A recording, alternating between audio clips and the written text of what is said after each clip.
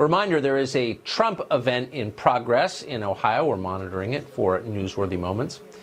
The important moments will air live right here, we guarantee it. But we've also promised to cover the aftermath of the debate last night. We just talked about Senator Kamala Harris. So far, she's gotten a free pass from the press on her presidential run. They want her to be the next president, so they are overlooking her background. She is a former prosecutor, as you know, but the press has let her rebrand as a crusader for prison reform. No one's called her on it until last night. Congresswoman Tulsi Gabbard of Hawaii definitely called her on it. Watch this. There are too many examples to cite, but she put over 1,500 people in jail for marijuana violations and then laughed about it when she was asked if she ever smoked marijuana. She blocked evidence.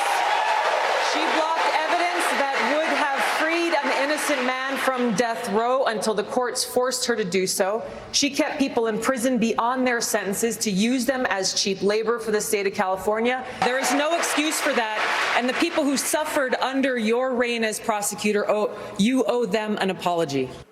It was an electric moment, and it might be why Congresswoman Gabbard was the most Googled candidate since the debate last night. She joins us tonight. Congresswoman, thanks a lot for coming on. Thanks, Tucker. So I haven't heard anybody say what you said. Why are you the first person to say this? Hey, look, voters deserve to know the truth. You know, the decision that the American people have before them is a critical one. The decision that Democrats have before them about who their nominee should be is a very important one. They deserve to know the truth about the candidates that are before them, and especially on this issue of criminal justice reform that's impacting so many people across this country because it is so broken and it is an unjust criminal justice system. Senator Kamala Harris was in a position to be able to make a difference in that when she was serving as Attorney General. And as I pointed out last night, she did not fulfill that promise that she claims to have, which is to be a champion for the people, be a champion for the oppressed. In fact, she did the exact opposite. She made decisions that ended up hurting people, that ended up hurting minorities, hurting poor people in the state of California, which is concerning to me for someone who wants to be the president of the United States and frankly, who's claiming to be a prosecutor president. So I think this is a really interesting debate. This topic deserves a real debate. You have a perspective. She's got a perspective. You know, let's hear them both.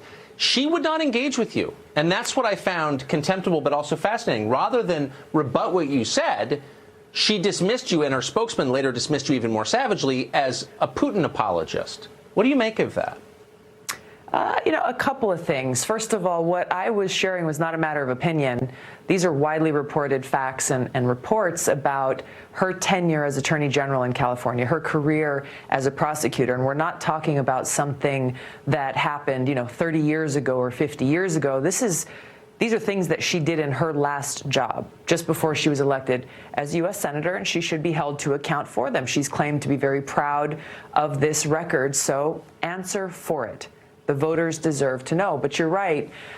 She refused to answer the question. She refused to engage on the debate stage. And the responses from her and her campaign after the debate was basically to lob cheap smears and basically say that I'm a traitor or a foreign agent or a Trojan horse or whatever it was, and trying to feed those talking points to the media. So, this is concerning on many levels about how a Senator Harris would govern as president. That if there are those who are critics of her or her record, for me, I'm a two-time veteran of Middle East deployments. I'm a soldier currently still serving in the Army. I'm a sitting member of Congress, and she's smearing me in this way. Imagine what she would do to anyone else. As president. I think it's a fair point. That's a fair point. It's the first refuge of the contemptible, I think. What did you think of CNN's debate, the way they ran it? Were you satisfied with it? I think it had a little more decorum than we saw in the first debate.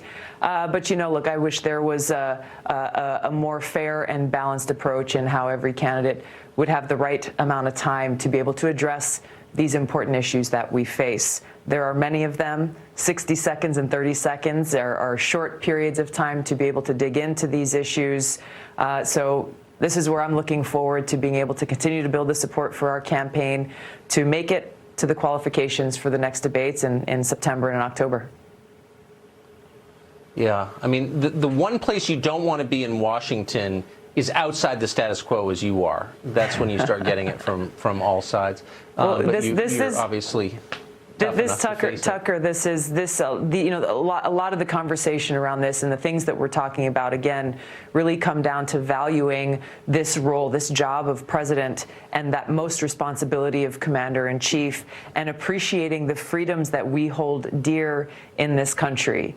You know, if I have the honor and privilege of serving as president, I can guarantee you that if there are critics to my record or people who disagree with my policies, I'm not going to label them as foreign agents or traitors. Having this vigorous debate is a part of who we are as a country. And it's something that we've got to appreciate and actually honor the voters and the people of this country in making sure that we're providing them with the truth and the information that they need to make the best decision possible. Amen. Tulsi Gabbard, thanks a lot for coming on tonight. Appreciate it. Thank you.